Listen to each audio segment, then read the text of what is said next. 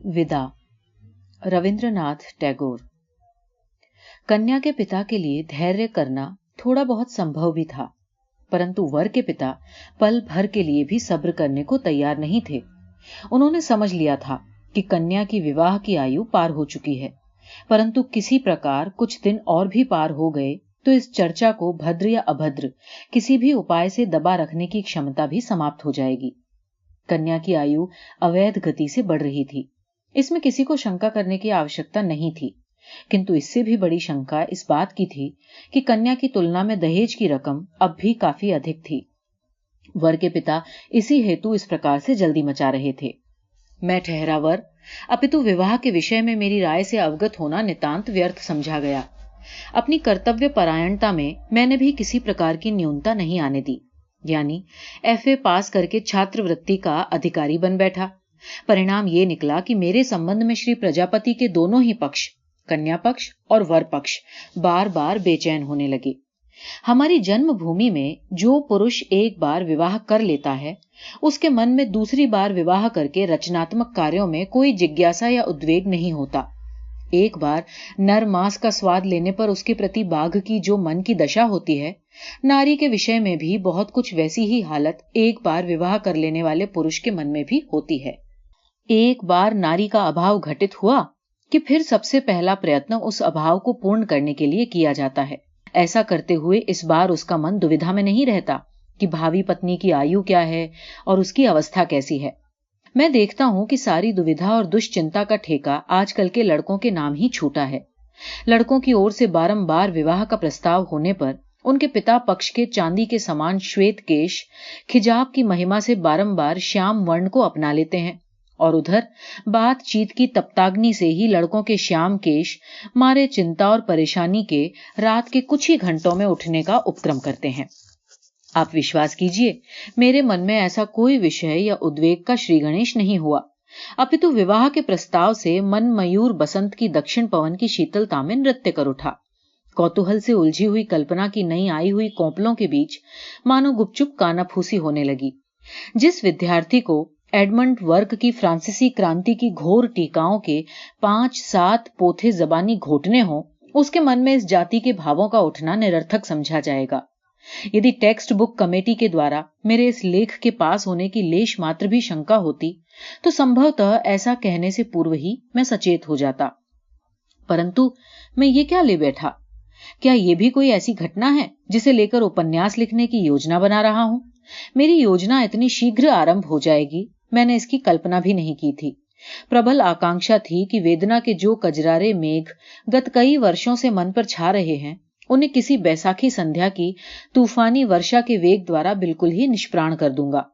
पर न तो बच्चों की पाठ्य पुस्तक ही लिखी गई, क्योंकि संस्कृत का व्याकरण मेरे मस्तिष्क से अछूता रह गया था, और न ही मैं किसी काव्य की ही रचना कर सका, क्योंकि मातृभाषा मेरे जीवन युग में ऐसी फली फूली नहीं थी जिसके द्वारा मैं अपने हृदय के राज को प्रकट कर पाता।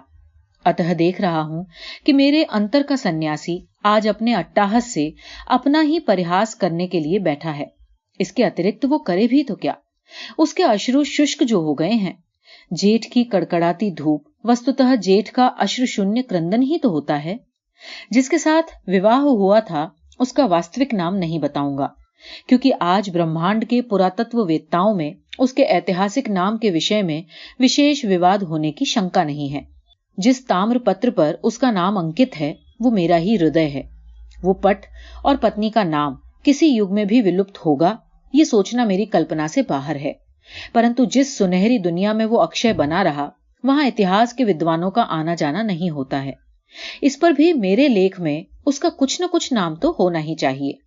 अच्छा, तो समझ लीजिए कि शबनम उसका नाम था, क्योंकि शबनम में मुस्कान और रुदन दोनों घुल मिलकर एकाकार हो जाती हैं, और भोर का संदेश प्रभाव बेला तक आते ही चुक जाता है।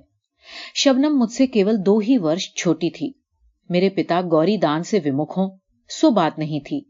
उनके पिताजी कट्टर समाज विद्रोही थे। देश में प्रचलित किसी भी धर्म के प्रति उनमें श्रद्धा न थी। उन्होंने खूब कसकर बांग्ला भाषा का अध्ययन किया था। मेरे पिता उग्र भाव से समाज के अनुयायी थे, जिसे अंगीकार करते हुए किंचित मात्र भी अड़चन हो ऐसी किसी भी वस्तु की हमारे समाज की विशाल ड्योढ़ी या अंतःपुर में या पिछली राह पर झलक देख पाना भी संभव न था। इसका भी कारण यही कि उन्होंने भी कसकर बांग्ला भाषा का अध्ययन किया था। पितामह और पिताजी के विभिन्न रूप क्रांति की दो विभिन्न मूर्तियां थीं। कोई भी सरल स्वभाव का नहीं था। फिर भी बड़ी आयु वाली कन्या के साथ मेरा विवाह करना पिता ने इसलिए स्वीकार कर लिया कि उसकी इस बड़ी सी आयु की दोनों मुट्ठियों में दहेज की रकम भी बहुत बड़ी थी। शबनम मेरे ससुर की एकमात्र कन्या थी। पिताजी को पूर्ण विश्वास था कि कन्या के पिता का सारा धन भावी दामाद के भविष्य के उदर को परिपूर्ण करने वाला है। मेरे ससुर को किसी मत मतांतर का झमेला नहीं था। पश्चिम की किसी पहाड़ी रियासत के नरेश के यहाँ वो किसी उच्च पद पर थे। शबनम जब गोद ही में थी तभी उसकी मां के प्यार का आंचल उस पर से उठ गया था। इस बात की ओर उसके पिता का ध्यान कभी गया ही नहीं कि पुत्री प्रति वर्ष एक एक वर्ष करके बड़ी होती जा रही है।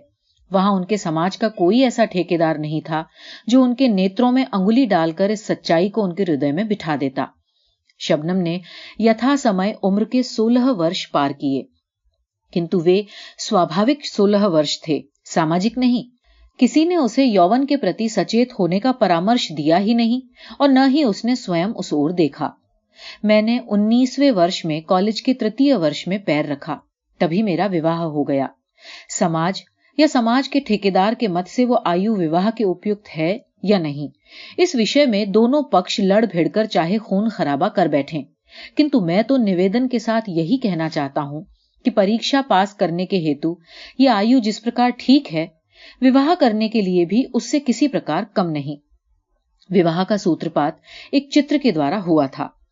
उस दिन मैं पढ़ाई लिखाई में सर गड़ाए बैठा था कि मेरे साथ परिहास का संबंध रखने वाली किसी आत्मिया ने मेरे सम्मुख टेबल पर शबनम का चित्र लाकर रख दिया और कुछ पल शांति के साथ बिताकर कहा, लो अब झूठ मूठ की पढ़ाई को बंद करके सचमुच की पढ़ाई करो। एकदम जी तोड़कर परिश्रम में लगाने वाली पढ़ाई। चित्र किसी अनाड़ी चित्रकार द्वारा खींचा गया था। कन्या की मां नहीं थी, अतः उस दीर्घ श्याम केशों को बांध संवार कर जूड़े में जरी गूंथकर कलकत्ते की प्रसिद्ध शाह या मालिक कंपनी की भद्दी और तंग जैकेट पहनाकर दूसरे पक्ष के नेत्रों में धूल झोंकने का बरबस प्रयत्न नहीं किया गया था। वो केवल एक सरल सा भरा हुआ चेहरा था, मृगी सी दो आंखें और एक सीधी सादी साड़ी। तब भी पता नहीं क्यों कोई अपूर्व महिमा और सौंदर्य उसे घेरे हुए था। किसी भी एक चौकोर सी चौकी पर वो बैठी हुई थी। पीछे आवरण के स्थान पर एक धारीदार शतरंजी झूल रही थी। पास में तनिक सी ऊंची तिपाई पर ही फूलदानी में फूलों के सुंदर गुलदस्ते दिख रहे थे। ईरानी कालीन पर साड़ी की तिरछी किनार के किंचित अनाबद्ध दो कोमल खाली पैर। चित्र की उस रूप सुधा को जैसे ही मेरे मन के जादू का स्पर्श मिला, वो मेरे अंतरतम में जाग उठी। वो दोनों कजरारी आंखें मेरे सारे चिंतन को चीरकर मुझ पर जाने कैसे अनोखे भाव से आकर स्थिर हो गईं और उस तिरछी किनार के निम्न भाग के दोनों अनावृत पगों ने मेरे अंतर पर बरबस अपना घर बना लिया। पत्रे की तिथियां आई गई हो गईं। विवाह के 2-3 लग्न भी बीत गए, किंतु मेरे ससुर को छुट्टी मिलने का नाम नहीं। इधर कुछ मास से मेरे देखते देखते एक अकाल मेरी इतनी बड़ी अविवाहित उम्र को फिजूल ही 19वें वर्ष की ओर ढकेलने का प्रयास कर रहा था। ससुर और उसके अधिकारियों पर मुझे खीज होने लगी। विवाह का दिन ठीक अकाल की पूर्व लग्न पर ही आकर पड़ा। उस दिन की शहनाई की हर तान आज मुझे स्मरण हो रही है। उस दिन के प्रति मुहूर्त को मैंने चेतनता के साथ स्पर्श किया था। मेरी ये 19 वर्ष की आयु मेरे जीवन में सदैव रहे, मैं उसे कदापि नहीं भुला सकूंगा। विवाह मंडप में चहुं ओर कोलाहल सा फैला था। उसी के बीच कन्या का कोमल हाथ मैंने अपने हाथों में पाया। मुझे स्पष्ट तरीके से याद है कि यही मेरे जीवन की एक परम आश्चर्यजनक घटना है। मेरे मन में बारंबार यही आया कि इसे मैंने पाया है, हासिल किया है, किंतु कैसे? ये तो दुर्लभ है, ये नारी है, इसके रहस्य का क्या कभी ओर छोर पाया जा सकता है? मेरे ससुर का नाम गौरी शंकर था। जिस हिमाचल पर वे उच्च पदाधिकारी थे, उसी हिमाचल के मानो मोती थे। उनके गंभीरता के शिखर पर क्षेत्र में कोई प्रशांत स्वच्छ हंसी उज्जवल होकर छाई हुई थी। उनके हृदय के स्नेह स्रोत का संधान जिसने भी एक बार कर लिया, उसने फिर कभी उनसे संबंध विच्छेद करने की चेष्टा नहीं की। काम पर लौटने से पूर्व उन्होंने मुझे बुलाकर कहा, बेटा, अपनी बच्ची को 17 वर्ष से जानता हूं और तुम्हें अभी कुछ ही दिनों से। इस पर भी सौंपा तुम्हारे ही हाथों में है। जो निधि आज तुम्हें मिली है, किसी दिन उसका मूल्य भी परख सको, इससे बढ़कर आशीर्वाद मेरे पास नहीं। मेरे माता पिता ने उन्हें बारंबार आशा भरे शब्दों में कहा, समधी जी, कुछ चिंता न करना। तुम्हारी पुत्री जैसे पिता को छोड़कर आई है, वैसे ही यहां माता पिता दोनों पाए, ऐसे ही समझिए। शबनम से विदा होते समय वो हंसकर बोले, बिटिया, मैं चल दिया। इस बूढ़े पिता को छोड़ तेरा कौन अपना रहा है। आज से यदि इसका कुछ भी गुम हो जाए तो इसके लिए मुझे जिम्मेवार न ठहराना। शबनम ने उत्तर दिया, क्यों नहीं, यदि कभी इतनी सी भी चीज गुम हो गई तो आपको सारी हानि भरनी पड़ेगी। अंत में घर रहते हुए जिन विषयों पर बहुधा ही झंझट खड़े हो जाते थे, उनसे उसने पिता को बार बार सचेत कर दिया। भोजन के विषय में अनियम का उन्हें खासा अभ्यास था। कुछ विशेष प्रकार के अपथ्य भोजन पर उनकी विशेष रुचि थी। पिता को उन सारे प्रलोभनों से यथासंभव दूर रखना बेटी का विशेष कर्तव्य था। इसी से वो पिता का एक हाथ पकड़कर बोली, बाबूजी, क्या मेरी एक बात रखेंगे? पिता ने प्रफुल्लित मन से कहा, मानव इसलिए वचन देता है कि एक दिन उसे भंग करके चैन की सांस ले सके। इससे वचन न देना ही श्रेयस्कर है। फिर वो कुछ न बोली और पिता के चले जाने पर उसने कमरे के द्वार बंद कर लिए।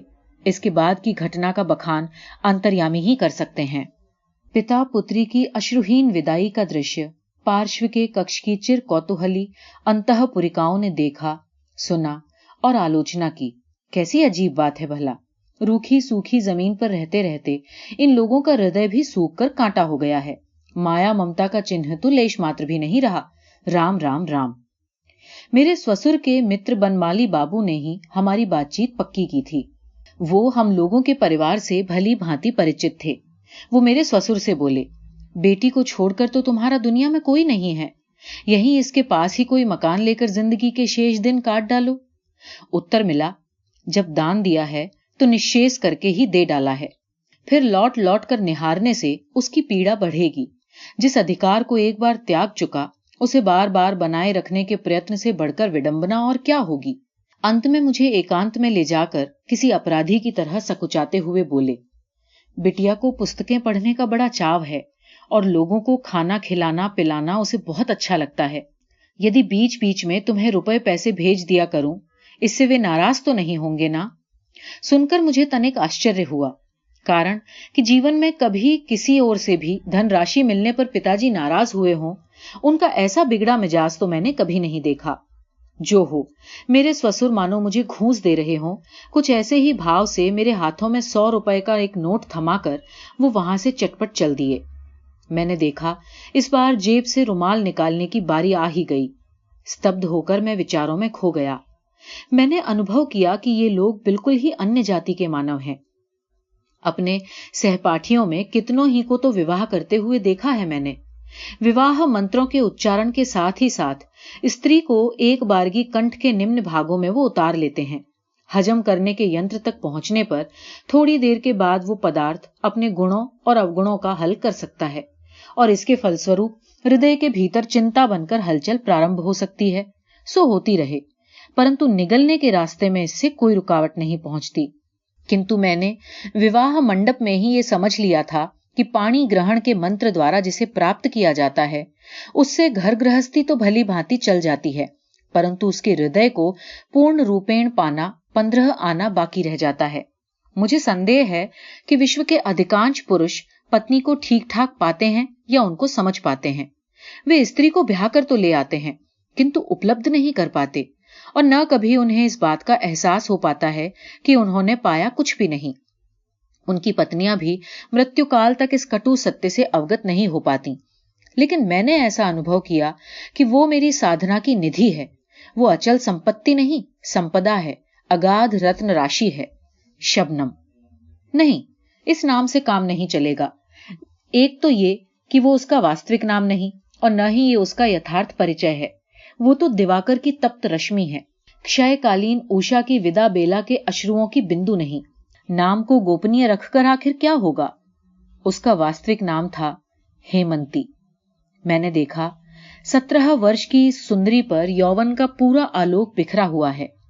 तब भी इस अवस्था की गोद में भी उसे चेतनता नहीं मिली है। हिमाच्छादित शिखर पर भोर का उजाला तो झलक उठा है, किंतु हिम अभी तक गल नहीं पाया है। कैसी निष्कलंक शुभ्र है वो, कैसी पवित्र प्रतिमा, ये मैं ही जानता हूं। मेरे मन में बराबर ये शंका बनी रहती थी कि इतनी पढ़ी शिक्षित लड़की का मन पता नहीं क्यों कर मैं पा सकूंगा। किंतु कुछ ही दिवसों के उपरांत मैंने जान लिया कि उसके मन की राह और शिक्षा की राह आपस में कहीं कटी नहीं है। कब उसके सरल शुभ्र मन पर हल्की सी रंगीनी छा गई, नेत्र अलस तंद्रा में झूम उठे और देह मन मानो उत्सुक हो उठे, सो निश्चिंतता के साथ ये कह देना मेरे लिए कठिन ही नहीं अपितु असंभव है। ये तो हुई एक पक्ष की बात, लेकिन अब दूसरा पक्ष भी है।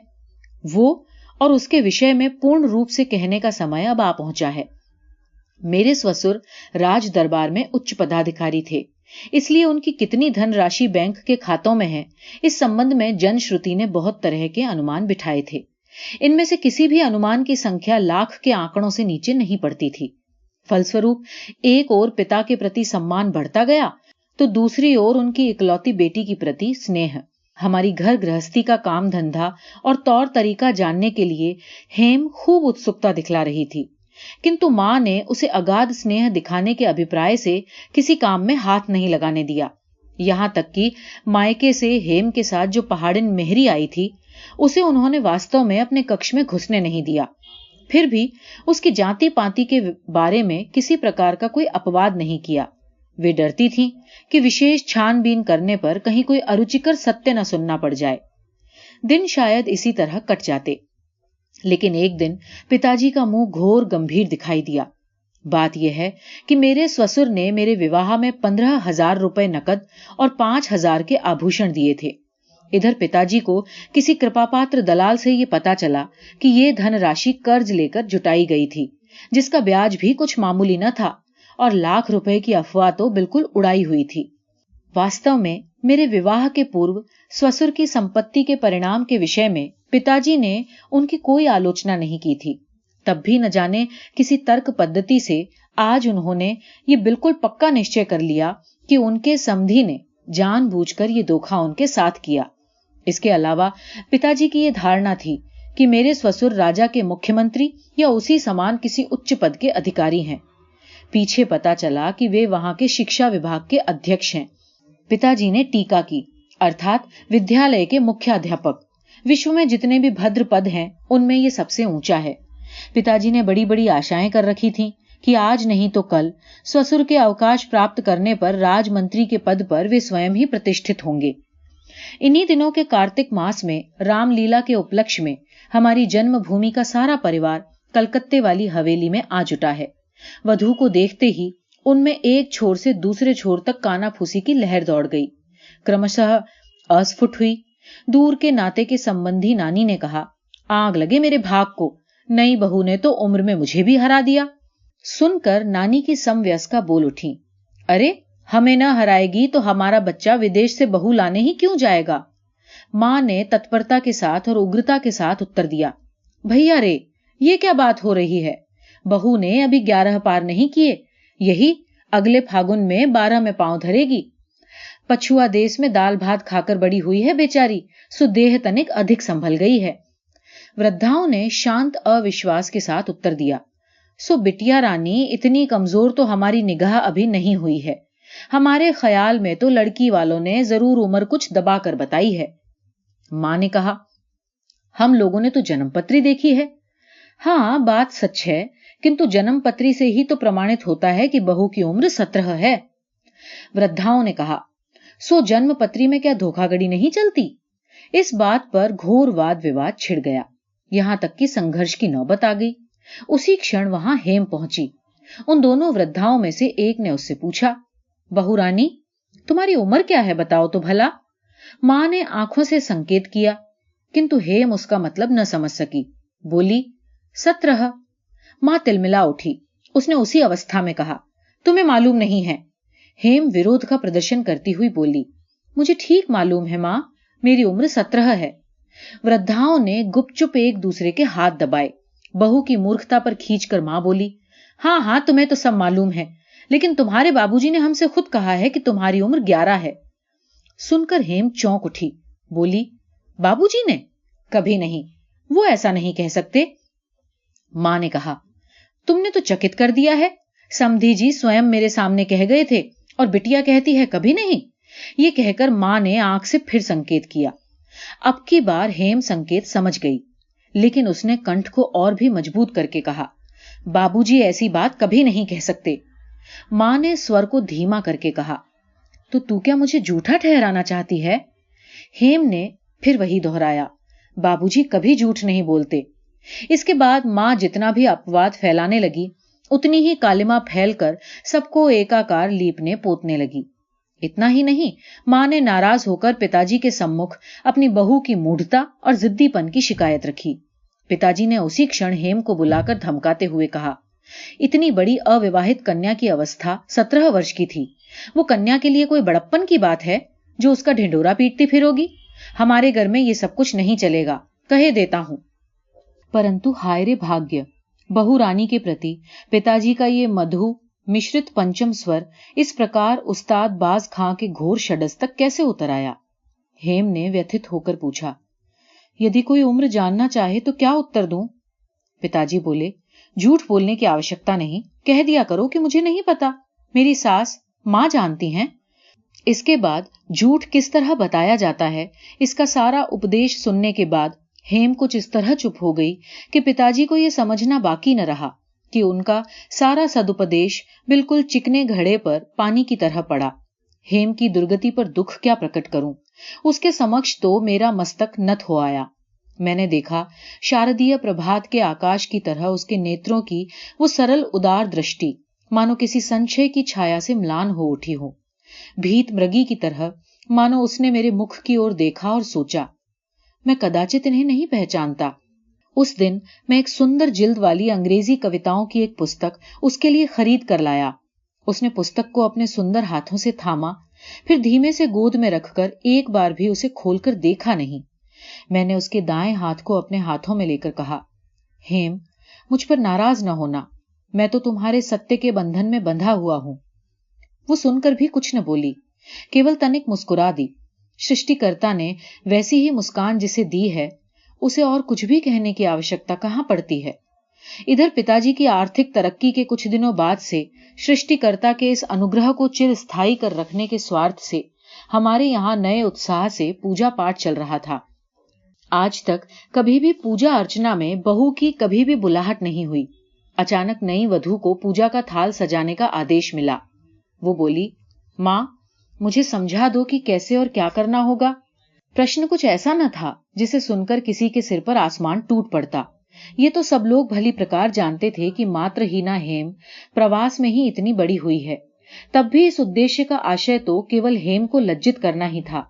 सो सभी ने अपने गाल पर हथेली रखकर कहा, हाय मैया, ये भला कैसी बात है? आखिर किस नास्तिक के घर की बेटी हो तुम? बहू घर की लक्ष्मी अब इस गृहस्थी से विदा होने वाली है, देरी मत समझना।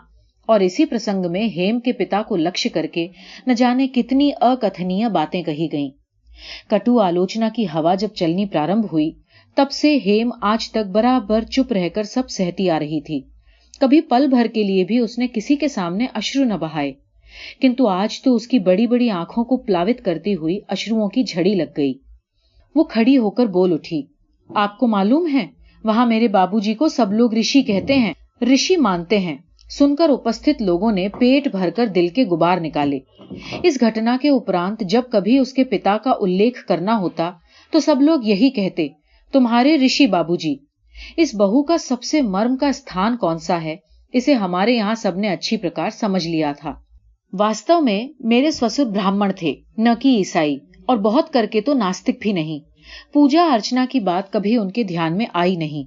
बेटी को उन्होंने शिक्षित बनाने का प्रयत्न अवश्य किया था, कितने ही उपदेश भी दिए थे, किंतु सृष्टिकर्ता के संबंध में कभी कोई उपदेश नहीं दिया। इस बारे में पूछने पर वो इतना ही कहते कि जिस विषय को मैं स्वयं नहीं जानता उसे सिखलाना केवल कपट होगा। ससुराल में हेम की एक सचमुच की भक्तिन थी, मेरी छोटी भगिनी नारायणी। वो अपनी भाभी से बहुत स्नेह करती थी, उसके लिए उस बेचारी को काफी प्रताड़ना सहनी पड़ती। घर में हेम के अपमान की कहानी मुझे उसी से सुनने को मिलती। हेम के मुंह से कभी किसी दिन भी सुनने को कुछ नहीं मिला। लज्जा का आवरण उसने अपने लिए नहीं अपितु मेरे लिए पहना था। बाबूजी के पास से वो जो कुछ पाती वो मुझे पढ़ने के लिए दे देती। ये पत्र छोटे होने पर भी रस से भरपूर होते। वो स्वयं भी उनको जब कभी पत्र लिखती तो मुझे अवश्य दिखाती। बाबूजी के साथ उसका जो नाता था उसमें अपने साथ मुझे भी बराबर का भागी बनाए बिना उसका दाम्पत्य पूर्ण जो नहीं हो पाता था। उसने इन पन्नों में ससुराल के संबंध में किसी प्रकार की शिकायत का आभास कभी नहीं दिया। यदि दिया होता तो भावी आशंका की संभावना थी, कारण कि नारायणी से मैंने सुन लिया था कि जांच के लिए बीच में उसके पत्र गोपनीय रीति से खोल लिए जाते हैं। इन पत्रों में उसका कोई भी दोष सिद्ध न होने पर ऊपर वालों के मन शांत हो सो बात नहीं, बल्कि आशा टूटने का दुख उन्हें ज्यादा टीसा करता। इसलिए उन्होंने चिढ़कर कहना शुरू कर दिया कि आखिर इतनी जल्दी जल्दी पत्र डालने की जरूरत क्या है, मानो बाबा ही सब कुछ है, हम लोग क्या कुछ नहीं। और इसी प्रकार की अनेक अरुचिकर बातों का तांता शुरू हो गया। मैंने क्षुब्ध होकर हेम से कहा, तुम बाबूजी को पत्र लिखती हो वो किसी और को न देकर मुझे दिया करो, कॉलेज जाते समय मैं राह में छोड़ दिया करूंगा। चकित होकर हेम ने कहा, वो क्यों भला? मैंने संकोचवश कोई उत्तर नहीं दिया, किंतु हवेली में सबने कहना आरंभ कर दिया कि अब लड़के के सिर चढ़ना शुरू हुआ है। बीए की उपाधि अब ताक पर धरी रहेगी। आखिर उस बेचारे का भला दोष ही क्या है? सो तो है ही, दोष अगर किसी का है तो वो बेचारी हेम का। उसकी उम्र 17 वर्ष की है, वो उसका पहला दोष है। सृष्टिकर्ता का विधान ही ऐसा है। ये हेम का तीसरा दोष है। इसलिए तो मेरे हृदय के अणु अणु में समस्त आकाश में इस तरह की बांसुरी की तान साधे हुए है। बीए की उपाधि को निर्विकार भाव से मैं चूल्हे में फेंक सकता था, किंतु हेम के कल्याण के लिए मैंने प्रण किया कि मैं अवश्य उत्तीर्ण होऊंगा, और वो भी अच्छे अंकों से। 2 कारणों से मुझे अपने प्रण को पूरा कर पाने का भरोसा था। एक तो हेम के अगाध स्नेह में एक ऐसा आकाशव्यापी विस्तार था कि वो मन को संकीर्ण और आसक्ति में फंसाकर नहीं रहती। उस स्नेह के आसपास कोई खूब ही स्वास्थ्यवर्धक वायु बहा करती थी। और दूसरे, परीक्षा की पुस्तकें कुछ ऐसी थीं जिन्हें हेम के साथ साथ पढ़ना असंभव नहीं था। सो मैं कमर कसकर परीक्षा पास करने के उद्योग में जुट गया। एक दिन रविवार की दोपहरिया में बाहर के कमरे में बैठा हुआ मैं मार्टिन की आचार शास्त्रावली पुस्तक की खास खास पंक्तियों के मध्य के पथ को चीरते हुए लाल पेंसिल का हल चलाए जा रहा था कि अचानक सामने की ओर मेरी दृष्टि जा पहुंची। कमरे के सामने आंगन के उत्तर की ओर अंतःपुर को जाने के लिए एक जीना था। इसी बंद जीने में बाहर की तरफ सींकचेदार खिड़कियां थीं। मैंने देखा कि हेम उन्हीं में से किसी एक खिड़की के पास पश्चिम की ओर निहारती हुई चुपचाप बैठी है। उस ओर मल्लिक की बगिया है, जिसमें कचनार का पेड़ गुलाबी पुष्पों के भार को संभाले खड़ा हुआ है। इस भाषाहीन गहरी वेदना के रूप को आज तक इतने सुस्पष्ट भाव से मैंने नहीं देखा था। खास तो कुछ भी नहीं, अपने कमरे में से मैं किंचित पीछे की ओर दीवार के सहारे टिके उसके सिर के भंगी भाव भली भांति देख पा रहा था। मेरा अपना जीवन इस तरह लबालब भर गया था कि किसी प्रकार की भी कोई शून्यता मैंने आज तक नहीं देखी थी। आज अकस्मात अपने बिल्कुल ही पार्श्व में मैंने किसी बहुत ही निराशा का घना गढ़ देखा। इस तलहीन गर्त को मैं क्यों कर और कैसे पूरा कर सकूंगा? मुझे तो जीवन में कुछ भी छोड़ना नहीं पड़ा, न घर, न द्वार, और न आज तक किसी भी प्रकार का कोई अभ्यास ही। लेकिन हेम को तो सभी कुछ छोड़कर और दूर चलकर मेरे पास आना पड़ा। इसका परिणाम कितना अधिक है, सो मैंने भली भांति पल भर को भी सोचा ही नहीं। हमारे घर में अपमान के कांटों की सेज पर वो बैठी है। उसको हमने आपस में विभक्त कर लिया है। उस वेदना के आसव को हम दोनों ने एक साथ पिया था, इसलिए हम दोनों एक दूसरे के निकट थे। किंतु हिमाचल में पली हुई ये गिरिनंदिनी 17 वर्ष की लंबी अवधि तक अपने बहाए और अंतः जीवन में कैसी विशाल युक्ति के मध्य पली थी, कैसे कठोर सत्य और उदार आलोक में उसकी छवि और प्रकृति इस प्रकार स्वच्छ और सबल हो चुकी है। उस सारे वैभव से आज हेम का नाता किस प्रकार निष्ठुरता के साथ तोड़ दिया गया है, इस बात का आज से पूर्व मैंने कभी अनुभव नहीं किया था। कारण उस स्थान पर हेम के साथ मेरा आसन बराबरी का न था।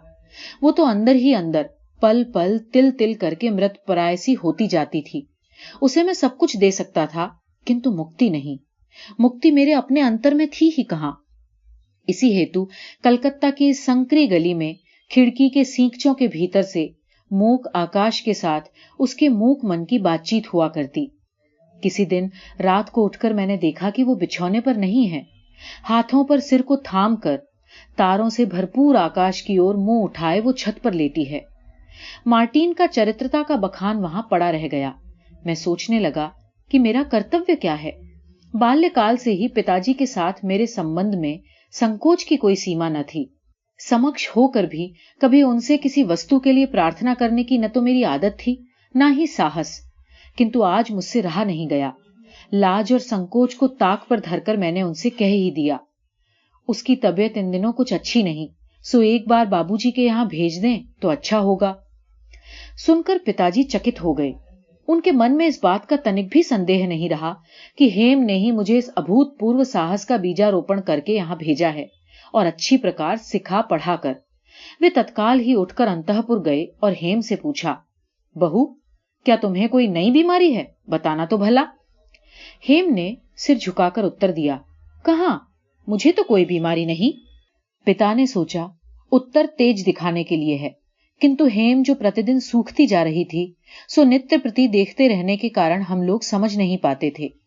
एक दिन बनमाली बाबू ने उसे देखा और वो चौंक पड़े। वो बोले, हैं, ये क्या, तेरा मुख ऐसा कैसा हो गया हेम? तू बीमार तो नहीं? हेम ने कहा, नहीं, किंतु इस घटना के 10 दिन बाद ही अकस्मात मेरे ससुर आ पहुंचे। अवश्य ही बनमाली बाबू ने हेम की तबीयत की बात लिखी होगी।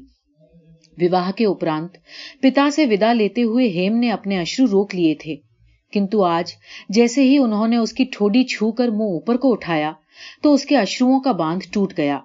उसकी भीगी पलकों ने सब कुछ बता दिया। वो बाबूजी को मुख से आधी बात भी न कह सकी। वो इतना भी न पूछ पाए कि बेटी तू कैसी है। बेटी की क्षीण गति, म्लान मुख और पलकों को देखते ही उनकी छाती टूक टूक हो गई। हेम बाबूजी का हाथ पकड़कर उन्हें अपने शयन कक्ष में ले गई। कितनी बातें तो पूछने की हैं। बाबूजी की तबीयत भी तो ठीक नहीं दिखाई देती। हेम बाबूजी के साथ मायके जाने के लिए उद्धत हो गई। बनमाली बाबू ने भी समधी जी को इस बात का संकेत दिया, लेकिन अंततः बात पिताजी की ही हो रही और उसके आगे हेम की आकांक्षा कुचल दी गई। बाप बेटी को विदा करने की बेला एक बार फिर आ पहुंची। बेटी ने नीरव और शुष्क मुस्कान को पीले मुख पर डालते हुए कहा, बाबूजी, यदि फिर कभी आपने मेरे लिए पागलों की भांति बेतहाशा दौड़ते हुए इस हवेली में कदम रखा तो मैं दरवाजा बंद कर दूंगी। बाबूजी ने भी उसी मुद्रा में उत्तर दिया, बेटी, भाग्य में फिर आना लिखा तो साथ में सेंध लगाने के औजार भी लेता आऊंगा। इसके बाद हेम के मुख की वो मुस्कान फिर कभी देखने को नहीं मिली। फिर क्या हुआ सो मुझसे नहीं कहा जाएगा। सुनता हूं मां फिर से उपयुक्त वधू की खोज में है। संभव है किसी दिन मां के अनुरोध की अवहेलना मुझसे न हो सके। यही मुमकिन है, क्योंकि खैर छोड़िए इन भेद भरी बातों को।